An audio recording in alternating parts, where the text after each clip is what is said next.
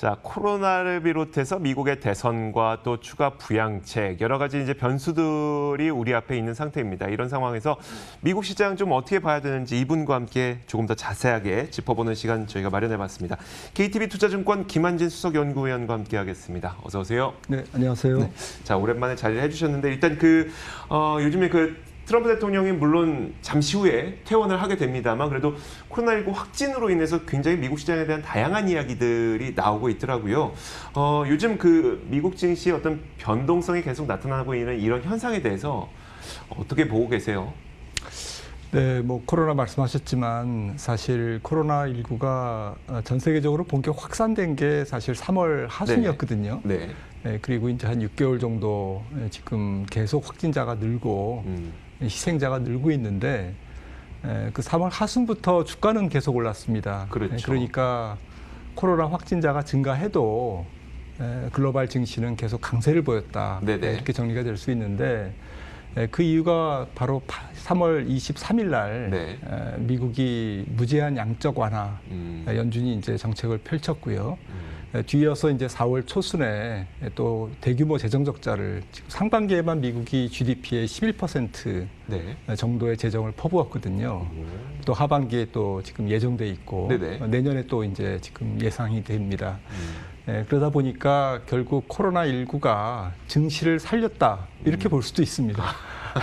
근데 문제는 이제 코로나19가 지금 4분기 들어서 아무래도 이제 날씨도 쌀쌀해지고 그러면서 이제 유럽 또 미국 다시 이제 재확산되는 분위기라서 만약에 확진자 수가 지금 전 세계적으로 한 28만 명에서 30만 명 정도 되는데 이게 이제 30만 명을 넘어간다든지 지금 그림에서 보시는 것처럼 확진자 수가 좀 임계점에 와 있다.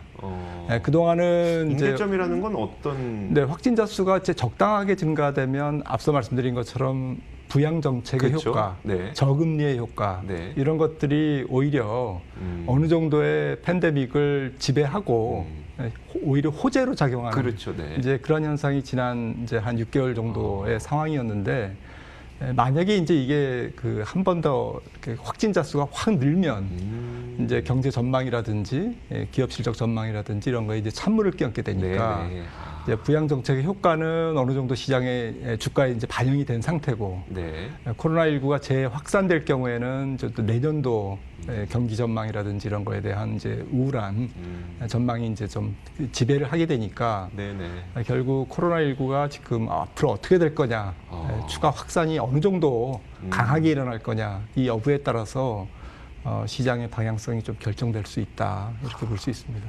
그런 임계점까지도 생각을 하고 계시는군요. 다른 분들도 다 이런 거 생각하고 계시는 건가요?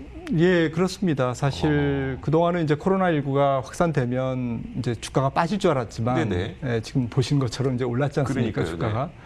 근데 이제 최근 확진자 수가 26만 명에서 전 세계적으로 28만 명 정도에서 한 2달 정도를 끌었습니다. 그런 상태에서 이제 지금 북반구가 겨울에 이제 진입하고 있고, 이제 다시 이제 2차 웨이브가 지금 시장을 이제 지금 우려를 자아내고 있기 때문에 여기서 이제 지금 나오는 여러 가지 재료들 경기라든지 기업 실적이라든지 이런 재료는 어느 정도 이제 주가에 좀 투영됐지 않습니까? 앞으로가 문제인데 내년 상반기라든지 이런 게 문제인데 이제 이런 앞으로 한 6개월에서 그 이상의 글로벌 경제 펀더멘탈을 좌우하는 이제 중요한 변수가 코로나19다 이렇게 말씀드릴 수 있겠습니다. 알겠습니다. 대선에 대해서는 좀 어떠세요? 요즘에 바이든 후보가 당선될 가능성이 조금씩 좀 높아지는 것 같기도 하고 또 한편으로는 아닌 것 같기도 하고 우리가 예측은 할 수는 없지만 만약에 정말 바이든 후보가 당선이 된다면 법인세가 인상되면서 그동안 10년 동안 장기 강세를 이끌었던 기술주가 타격받지 않을까에 대한 우려는 어떻게 생각하세요? 네, 그 양면성이 확실히 있는 것 같습니다. 지금 현재로서는 여론조사에서 10%포인트 이상 바이든 후보가 트럼프를 지금 압도하고 있기 때문에 월가에서도 좀 바이든의 당선 가능성에 대해서 좀 더 비중을 높이는 편인 것 같은데요. 말씀드렸듯이 사실은 법인세를 21%에서 28%로 한 7%포인트 정도 올리는 게 민주당 후보의 지금 어떤 공약인데 왜 올리느냐를 생각해 보면 결국 재정 투자를 많이 하겠다라는 거거든요, 민주당은. 그래서 재정 투자가 지금만 해도 지금 공화당의 공식 의견은 이제 이번 4분기 이후에 한 1조 달러 정도를 지금 주장하고 있고 백악관은 경기 부양을 위해서 재정 투자를 한 1조 6천억 달러를 주장하고 있고 민주당 쪽에서는 2조 2천억 달러를 주장하고 있습니다. 그러니까 공화당의 주장보다는 거의 2배 이상의 경기 부양책을 지금 주장을 하고 있고 이런 추세는 내년에도 이어질 거다라는 거죠. 그래서 어제도 뭐 채권 금리가 오르고 지난 연휴 때에도 이제 금리가 조금 튀었지 않습니까? 바이든에 대한 당선 가능성이 높아질수록 경기 부양책에 대한 기대가 올라가고 그로 인해서 금리도 올라가고 하지만 좀 부정적인 것은 역시 말씀하셨던 법인세율 인상 이 부분이 서로 혼재돼 있기 때문에 결과적으로 말씀드리면 호재와 악재가 서로 이렇게 합쳐져서 제가 볼 때는 바이든 후보가 당선이 돼도 시장에 대한 충격이 바이든 때문에 주가가 많이 올랐기 때문에 조정을 받을 수는 있겠습니다만 바이든 후보가 당선이 됐다고 해서 그게 전통적으로 미국의 민주당 후보가 당선되면 주가가 빠지는 속성은 분명히 있습니다. 하지만 이번 같은 경우에는 코로나19라는 것이 지배하고 있고 또 대규모 경기 부양책을 민주당이 지금 주장하고 있기 때문에 이거를 반드시 대형 악재다, 반드시 악재다라고 이렇게 단정해서 보기는 좀 적절하지 않다라고 생각을 합니다. 근데 왜 세금을 인상하려고 할까요? 제가 궁금한 점은 그런 거가 있어요. 일단 연준이 2023년까지 그래도 저금리 계속 제로금리 유지해주겠다고 한 거는 금리 올리지 않겠다는 거잖아요. 그러면 이제 정부 입장에서는 내가 이제 재정 부양책을 써야 되는데 국채를 발행해서 그 돈을 마련하려고 할 때 금리가 없다는 거잖아요. 거의 없다는 얘기니까. 그러면은 사실 그 법인세 인상 안 해도 되게 재정으로 쓸 수 있는 돈은 충분할 것 같은데 왜 그게 이제 그 어떤 공약으로 나오게 된 걸까 궁금하기도 하고요. 예, 사실은 지금 현재 미국에 지금 재정 수입과 재정 지출은 시간이 지날수록 계속 재정이 부족할 수밖에 없는 구조로 지금 짜져 있습니다. 뭐 공적 헬스케어라든지 또 뭐 불급한 그런 고정적 성격의 지출이 있기 때문에 미국이 한 30년 후에는 재정 수입이 재정 지출과 한 10%포인트 정도 차이가 날 정도로 계속 적자 국채를 발행하지 않으면 안 되는 구조의 재정 수입과 지출 구조를 갖고 있습니다. 그러니까 어느 후보가 당선되더라도 사실은 재정 부족이 계속 일어날 수밖에 없는 구조인데요. 문제는 이제 그 경기에 대한 이제 대응 부양책, 그다음에 정부가 할 수 있는 어떤 재정 지출의 어떤 그 범위 이런 부분에 대해서 양당의 조금 견해 차이가 있는 것이죠. 정책 차이가 있는 것이고요.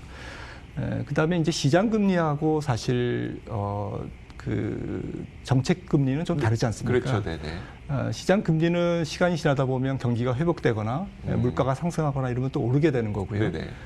그럴 경우에 이제 지나치게 정책 금리 지금 제로에 머물고 있는 이 정책 금리와의 괴리가 커지면 여러 가지 또 부작용이 일어날 수밖에 없습니다. 갑자기 뭐 부담해야 될 이자가 커질 수도 있는 거고요. 또 이제 물가가 올라가기 때문에 자연스럽게 연준도 좀 인플레이션을 막기 위해서 또 금리를 또 올려야 되는 그런 상황이 올 수도 있고요.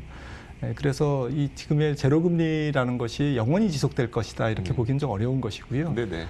최근에 이제 지난주하고 어제 같은 경우도 미국 시장에서 보면 이제 국채 금리가 좀 올라가지 않습니까? 지금 9월 1일 이후에 가장 높은 0.77까지 10년물이 올랐는데요. 굉장히 중요한 뉴스인 것 같고요. 이게 만약에 이제 1%를 넘어가고 이러면 시장에서는 이제 해석이 두 가지로 되겠죠. 경기가 좋아지니까 당연히 금리 올라가는 거 아니냐. 뭐 은행주 실적도 좋아지고 증시의 호재 아니냐 이렇게 보는 사람도 있을 거고요. 하지만 반대쪽에서 보면 결국 그동안 저금리에 의존적인 그리고 지금 말씀 나누고 있는 재정 정책이 제로금리 베이스에서 이루어지고 있다는 점, 매우 제로금리에 의존적인 통화 정책과 재정 정책 그리고 주식 시장, 자산 시장 전반에 경제 전반에 이런 모습들이 저금리가 이제 금리가 뜨면서 이런 저금리 기반의 어떤 기본적인 환경이 훼손될 수 있다. 근본판이 이제 바뀔 수가 있는 것이죠. 네네. 특히 앞서 질문 주셨던 기술주. 네네.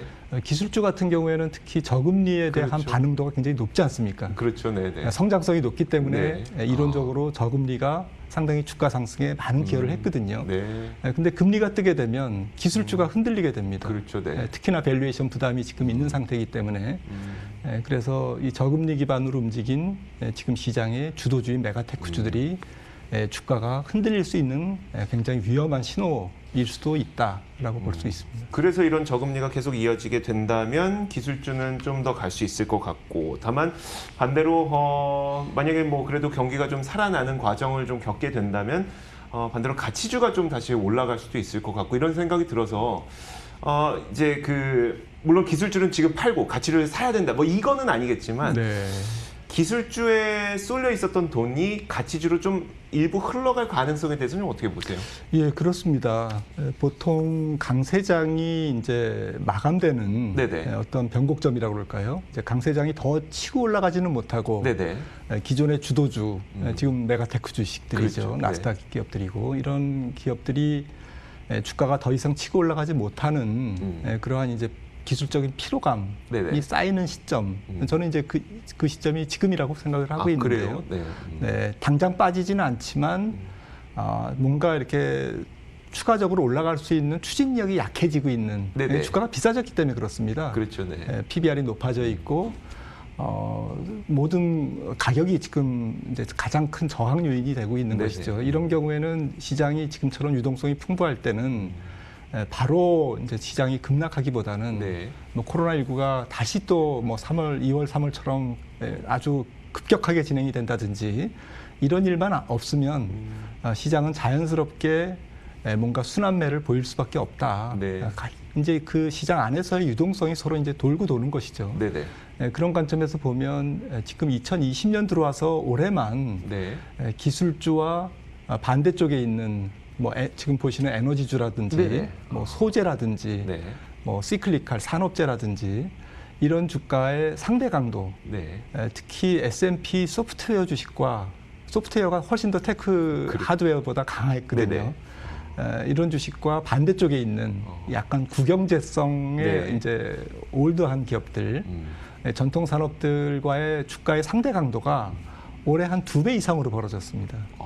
네. 2배 이상 벌어졌기 때문에 맞아요. 지금 그림에서 보시는 것처럼 뭐 가파르게 오르지 않았습니까? 네, 그렇죠. 그래서 둘 다 올랐지만 오르는 정도가 한 2배 이상 네네. 테크 쪽으로 쏠림이 있었다. 쏠림이 있었다는 얘기는 역쏠림의 가능성이 굉장히 높아졌다는 얘기죠. 언젠간 또 균형을 맞추려고 네. 하겠죠. 네. 근데 이제 외부에서 강한 악재가 발생하면 순환매는 뭐 전혀 없고 이제 동반 하락이 있을 그렇겠죠. 텐데 네. 만약에 이제 외부 충격이 강하지 않은 상태에서 뭔가 순환매가 돌 수 있는 펀더멘탈 여건, 뭐 여러 가지 거시 환경의 여건 이런 것들이 조성이 되면 그 안에서 어느 정도는 한두 분기 정도는 충분히 순환매가 있을 수가 있습니다. 그게 그 재정 부양을 통한 경제 회복 아닐까요? 맞습니다. 그런 재료가 지금 계속 이런 순환매를 돕고 있고요. 네네. 아무래도 재정 지출은 뭐 이런 그 전통 산업 쪽에 많은 그 혜택이 주어지고 네네. 기술주보다는 이제 조금 그동안 소외됐던 기업들 그리고 코로나19로 인해서 타격을 받았던 컨택트 업종 쪽에 많이 그 혜택이 가지 않습니까? 네네. 그래서 자연스럽게 이런 대선을 앞둔 이런 재정 정책의 이슈, 특히 바이든 후보의 당선 가능성이 높아지면서 생기는 이러한 부분들이 자연스러운 기술주, 성장주와 반대쪽에 있는 네네. 전통 주식 간의 순환매를 지금 유도하고 있습니다. 특히 이제 금리가 뜨게 되면 또 기술주 그렇죠. 보다는 은행주라든지 네. 이런 지금 좀 그동안 언더퍼폼했던 업종 쪽에서 계속 순환매가 조금 시도될 가능성이 있습니다. 마지막으로 투자자분들에게 한 30초 정도만 조언을 해주신다면 좀 어떻게 균형을 가져가라고 말씀해 주시겠어요? 제 생각에는 마켓 타이밍을 정확하게 맞출 수는 없으니까 네네. 전체적으로 시장의 피로감을 조금 인식하고 지나친 리스크 테이킹 위험보다는 네네. 위험을 가져가는 것보다는 조금 짧게 끊어간다든지 조금 더 방어적인 종목 쪽에서 네네. 수익률을 조금 높일 수 있는 그런 노력을 하는 게 이번 4분기의 전략이라고 생각을 합니다. 네, 알겠습니다. 자, 지금까지 저희가 KTB투자증권 김한진 수석연구위원과 함께 미국 시장에 대한 대응 전략 세워봤습니다. 말씀 고맙습니다. 감사합니다. 자, 이렇게 1, 2부 모두 다 마치도록 하겠습니다. 저희와 함께 국외, 해외 시장 모든 뉴스 살펴보셨고요. 이어지는 출발 마켓돈 통해서 국내 시장 뉴스와 함께 국내 시장 대응 전략까지 세워보시기 바라겠습니다. 자, 오늘도 함께해 주신 여러분 고맙습니다.